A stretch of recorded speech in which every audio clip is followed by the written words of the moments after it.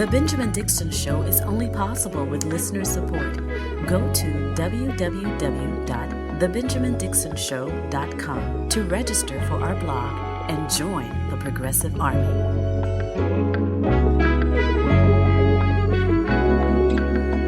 Welcome, ladies, gentlemen, and non-gender conforming individuals to the Benjamin Dixon Show. Today is Tuesday, July 25th, 2023. Thank you so much for joining me.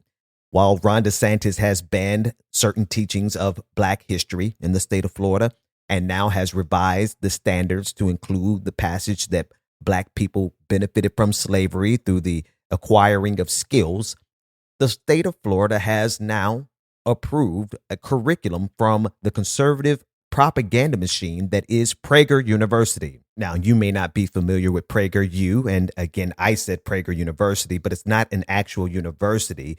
This is the propaganda technique. They placed a U at the end of their brand, PragerU, so that people can believe that what they share is actually some type of curriculum from scholarly sources.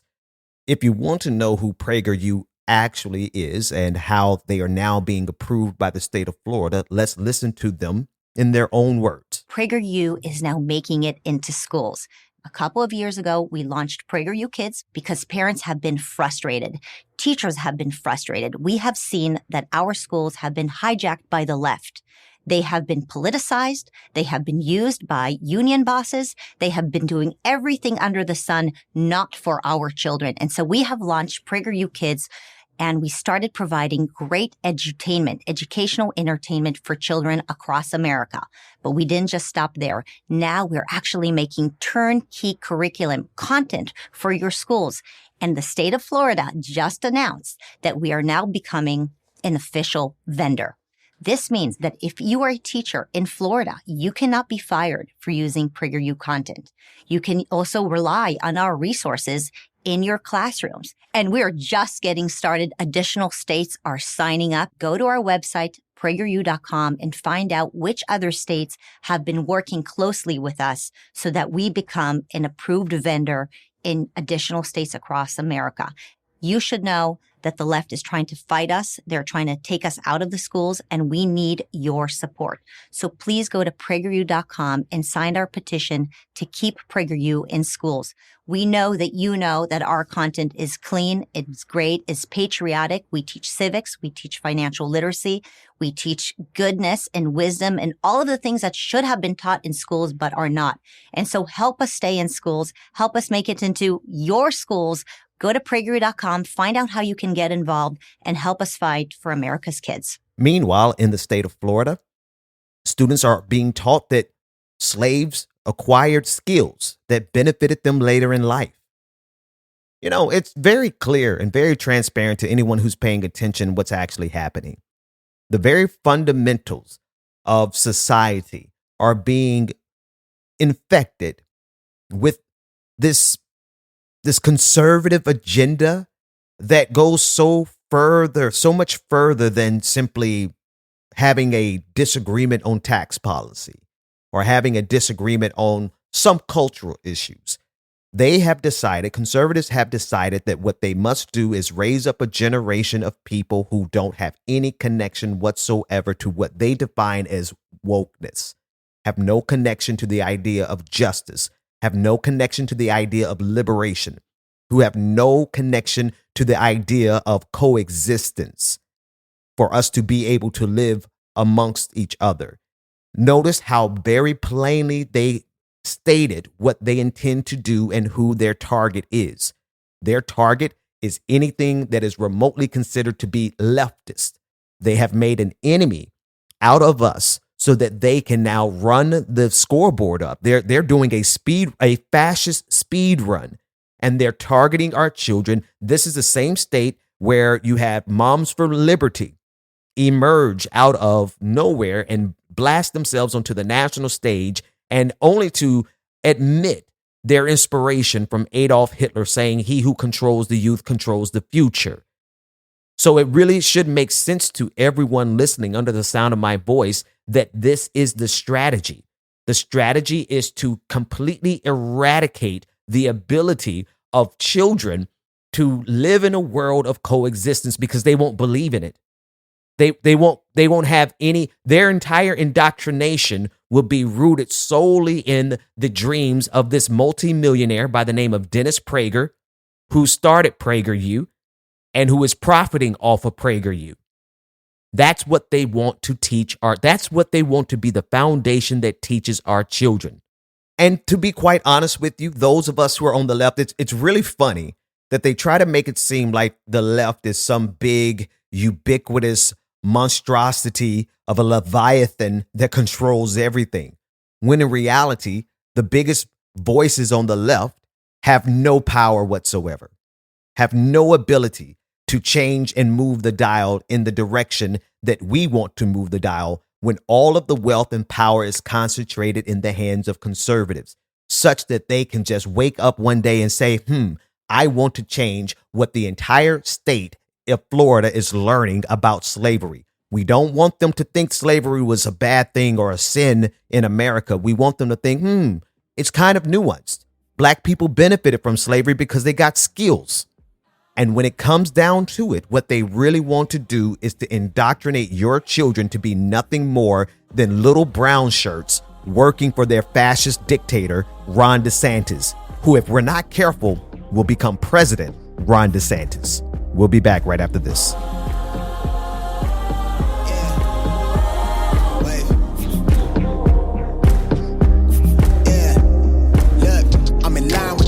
I'm in sync with the earth, 10 toes deep, flower child from the turf. I never switch sides, like even when I die, I'ma ride for the squad, light up tires in a hearse. I've been on a vibe, kinda hard to describe. I'm in between, I'm good and it's fine, but I'm tired of the grind. Then I come alive in the night to realize I'm in the middle of the time of my life. I'm never so packed for the stack, never lied on the rap, got a bag from the way that I write it. Queen looking Tyson, who that I survived doing 80 to the house. Welcome back to The Benjamin Dixon Show. Visit us online at thebenjamindixonshow.com.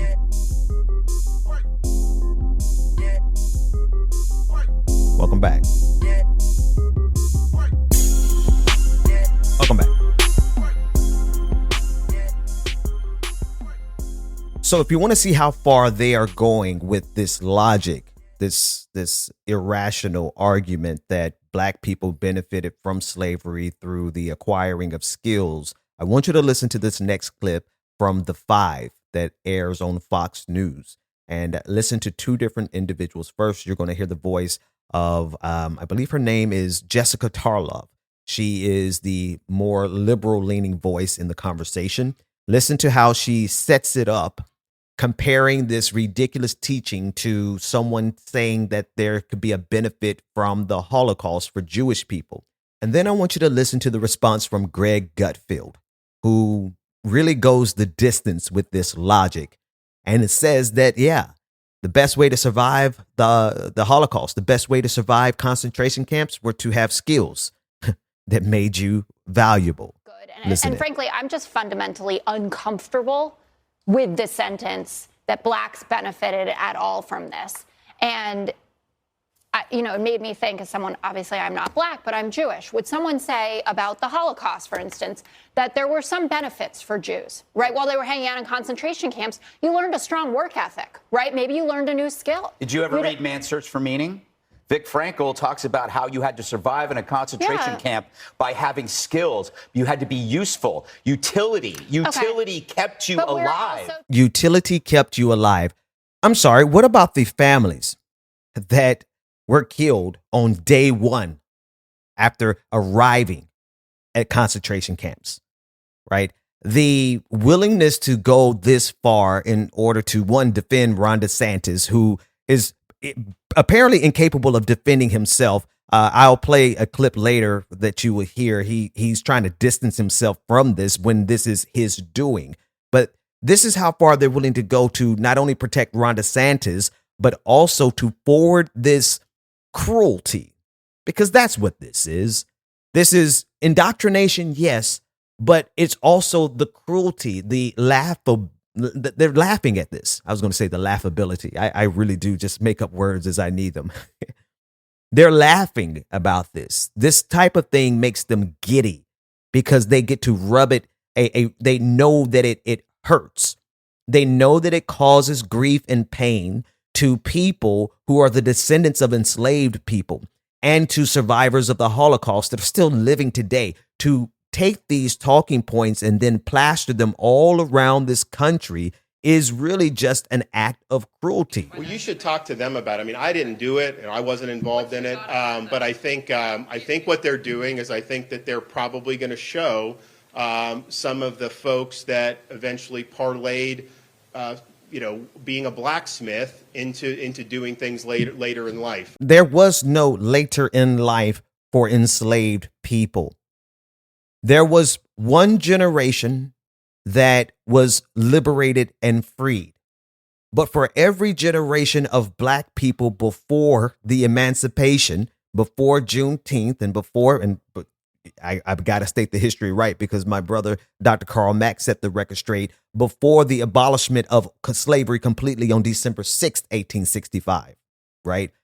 There were generations of black people who never were freed, who died, who were born and died in slavery, and whatever skills they learned along the way was 100% for the benefit of slave masters to their detriment, because the more skillful they were, the more likely they were going to be shipped off away from their families, sold to another plantation, right? This gives the notion or the idea or the sensation that slavery was some type of internship program, a training program for black people, because one, they didn't have skills to begin with, and then two, when they got those skills, they graduated. But the reality is all of that is rooted in whatever is factual. They listed everything out. And if you have any questions about it, just ask the Department of Education. You can talk about those folks. But I mean, these were scholars who put that together. It was not anything that was done politically. Scholars. He's talking about the committee that he assembled for African American history. And I want to point out one of these so-called scholars who is a pastor in the state of Florida in Duval County, Kim Daniels. She was appointed to the Florida Department of Education African American History Task Force by Ron DeSantis. And it's funny that Greg Gutfeld would throw in a little bit of his anti-Semitism, because as you listen to this clip from Pastor Kim Daniels, who is one of these so-called scholars, listen to how she seamlessly throws in her anti-Semitism with her self-hatred as a black person. And you can talk about the Holocaust, but the Jews own everything. I thank God for slavery. I thank God for the crack house. If it wasn't for the crack house, come on somebody, God wouldn't have never been able to use me how he can use me now. And if it wasn't for slavery, I might be somewhere in Africa worshiping a tree. Is she the scholar that you're referring to?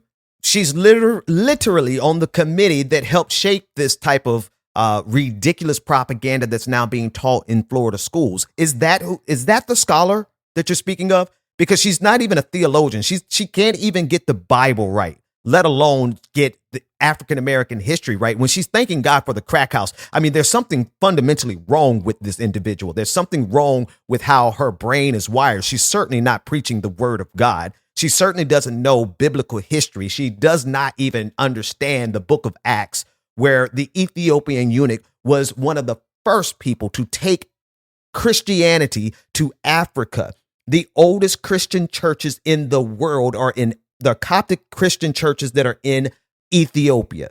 Does she know that? No. She hates herself too much because I guess she had too much crack along the way, and it either fried her brain or just fried her sensibilities, her ability to look at herself in the mirror and say, I'm a proud black person. And this is the type of thinking. This is the scholarship that Ron DeSantis put over black history.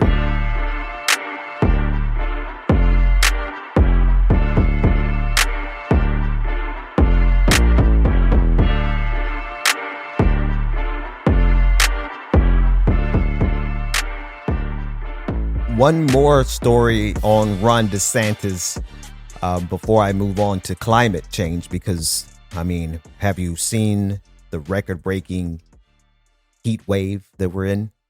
But before I get to that, Ron DeSantis' campaign is under fire today or this weekend because of a video that showed an image of a Nazi symbol overlaying Ron DeSantis's face with soldiers marching to the beat of Ron DeSantis's orders.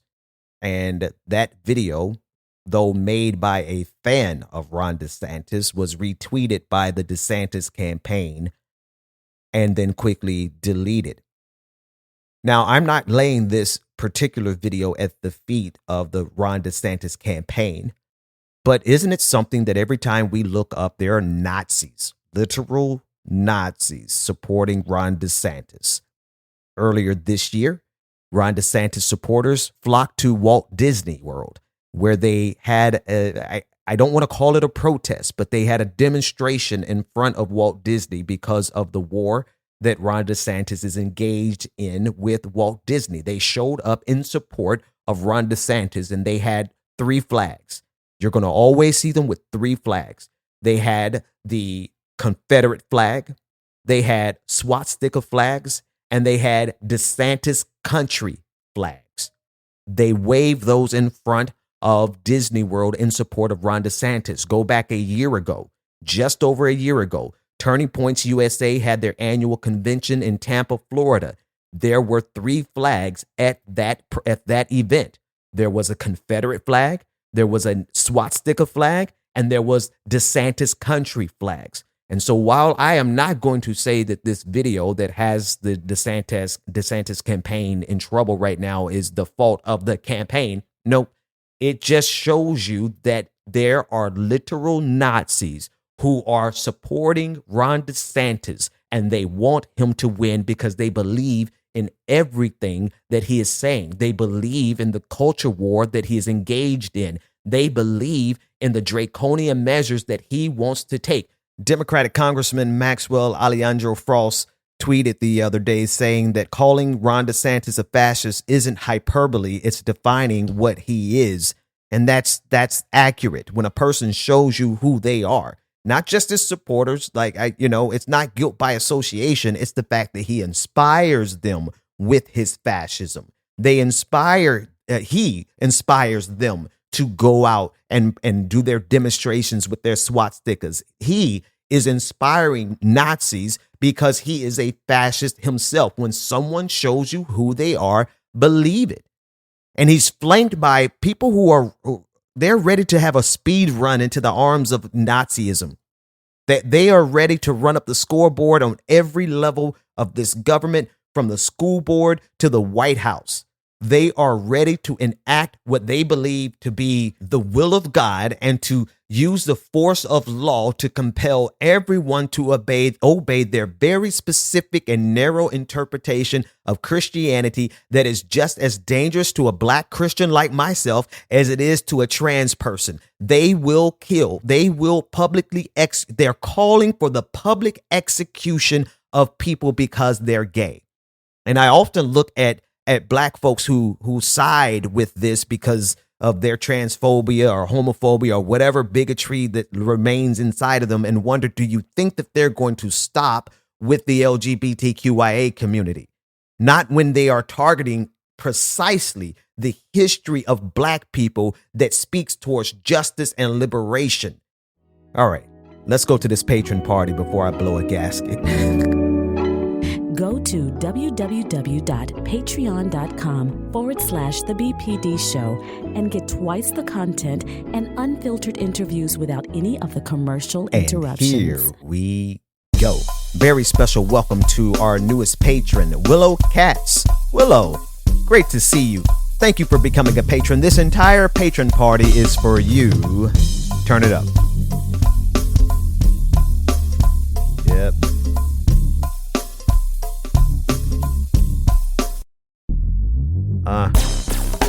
You too can become a part of this prestigious and most prodigious patron family by going to patreon.com/The BPD Show, where you get twice the content, none of the commercial interruptions, and you get access to our bi-weekly patron party. We're having one coming up here soon. Patreon.com/The BPD Show, and we will be back right after this break.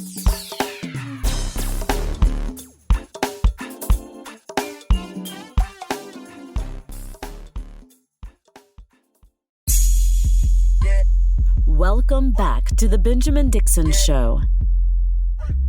Visit us online at thebenjamindixonshow.com. Yep.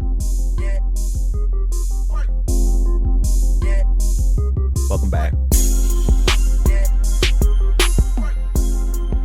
So the United States of America, along with the rest of the world, is experiencing record-breaking heat. Day after day after day, records have been set for the hottest temperatures ever recorded. This amongst the backdrop of all of the displacement that is happening globally. Tens of thousands had to be evacuated out of Greece because of the extreme heat, not to mention the millions who have been displaced in 2022 alone, the tens of millions that were displaced because of extreme weather, the recent flooding that took place in the northeast of the United States of America, and yesterday pictures of hail that fell during a hailstorm that was the size of footballs. I'm thinking of Greta Thunberg's tweet that I covered last month, in the month of June, where 5 years ago in the same month, she was repeating scientific predictions that we only had 5 years to reverse course before we cross the Rubicon and get into irreparable damage. And I'm thinking of the mocking that took place by conservatives that said, 5 years is here. Here's the date, and nothing's happened. We're still here. Now, when I covered it from the intentional ignorance, right? Their intentional lack of reading comprehension, because the tweet did not say, nor did the study say, that we only had 5 years to live. That's how everyone on the right, from Ben Shapiro down to even some politicians, that's how they chose to mock that specific tweet. And that's what I call them out on. But little did we know, actually, we did. Let me correct myself. Little did we consider how precisely timed disasters would begin, noticeable disasters, right? Because we have been on this march towards climate disaster for a very long time. I was reading an article that was discussing over 100 years ago that scientists were predicting these effects, right? So we have known that this is not all of a sudden in the sense of, wow, this came out of nowhere. But what's happening, the turn of the climate and what's going on in Antarctica, I'll give you some details about that momentarily. But these type of dramatic changes sure seem to have happened right on schedule. And here we are living through what feels like the beginning, because people are now starting to notice. But this isn't the beginning. We have been marching towards this for a very long time. And the culpability, the reality that we are still headed in this direction without changing our behavior whatsoever. And it's not our individual behavior. It's the fact that we are under siege on this planet, under the control of oil and energy executives and investors and nations who have vested interest in propping these industries up. We have been taken hostage by sociopaths that are willing to destroy all of humanity for their next quarterly profit margin. And that type of thinking and that type of agenda, obviously, that's the only thing that trickles down in society. Wealth has never trickled down, but the willingness to protect the oil industry trickles down to everyone who can get a paycheck, everyone who can do the bidding of big oil in order to protect them from structural changes that they very well could benefit from themselves. That's the most frustrating thing about this. It's not as though anybody was trying to prevent BP or Shell or any of these other companies from being on the front cutting edge of green energy. Like, it's not as though governments weren't willing to give these people all kinds of subsidies to help them not lose their profit as we try to wean ourselves off of fossil fuels, but that wasn't good enough.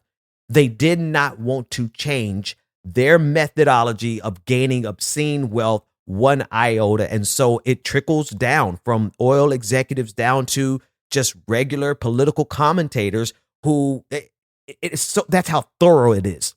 I just want to pause and say this is how complete and totally thorough the oil industry is in protecting themselves. I mean, never mind the scientists that they hired to give them plausible deniability of only 3%. I think there's only 3% of scientists who don't agree with the consensus around climate change. That 3% was plenty for them to run decades longer with fossil fuels than we should have as a species. So it trickles down wealth, literally money trickles down from the richest people on the planet, these oil barons, down to scientists who were willing to take a check to provide just this sliver of doubt, enough doubt for them to continue doing business as usual. And then, of course, it trickles down to the propagandists who regularly ensure that we as a collective people don't have, as a body politic, do not have the political will to actually do something about it. And then, of course, now it trickles all the way down to the doofuses on Twitter who looked at this tweet from Greta Thunberg back in June of this year, saying that, or actually rather June 5 years ago, saying that we only had 5 years before we crossed the Rubicon. And sure enough, it's no sooner than a month later, here we are with such dramatic shifts in our climate that it's almost impossible to ignore, except the fact that we have the perfectly designed system to ensure that we ignore it. We're too busy. For our part, where we are culpable is that the majority of us are just too busy with life, and the mountain is just too big for us to try to scale on our own as an individual, right? As we think about this as an individual, we feel helpless because what can we do to, one, stop climate change when we're just an individual, a cog in the machine, and some of us are just trying to pay the bills, right? And when we are up against the behemoth that is the oil industry.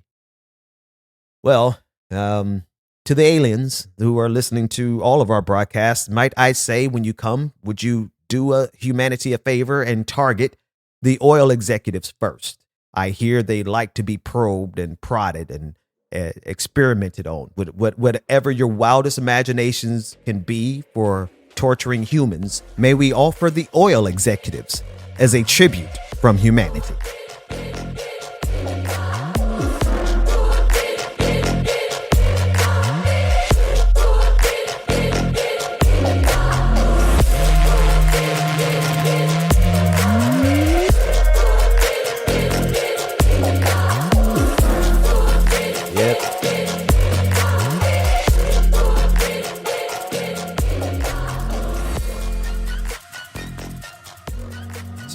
So I didn't mention aliens just for shiggles, what I call shits and giggles. I mentioned that because later this week, the House Oversight Committee will be holding hearings on unidentified area phenomena. This is according to NBCnews.com. Representative Tim Burchett, who is a Republican from Tennessee, said that the committee would hear testimony from 3 witnesses who have all claimed that they have inexplicable experience with UFOs. Burchett said the hearing will be at 10 a.m. this Wednesday. So tomorrow, the United States Congress will be talking about aliens. Now, this is not a conversation about, belief in aliens or anything of that sort. But except for this part, I can't help but to get the feeling that this is just another distraction. And yes, you will hear a little hint of disappointment because in my voice, because I know that humanity can use a little bit of intervention. We could use a bit of Deus Ex Machina, if you would. But the fact that this is being held by Republicans, I just feel like this is just, hey, look over here and pay no attention to climate change. Look over here and pay no attention to the rise of theocratic fascism. Look over here and pay no attention to all of the absurd things that are happening in reality. So, as much as I welcome our alien overlords, because we need some help on this planet. We certainly could use a helping hand. And, you know, of course, that's based on the idea that the aliens aren't just coming to eat our brains and take our water supply. Well, we don't really have many brains left on this planet, and our water supply is already dwindling. So maybe they are coming to help. Patrons, stay tuned. Everyone else, I'll see you tomorrow. The Benjamin Dixon Show is only possible with listener support. Go to www.patreon.com/The BPD Show and support The Benjamin Dixon Show. If you like this episode, be sure to share, like, and subscribe.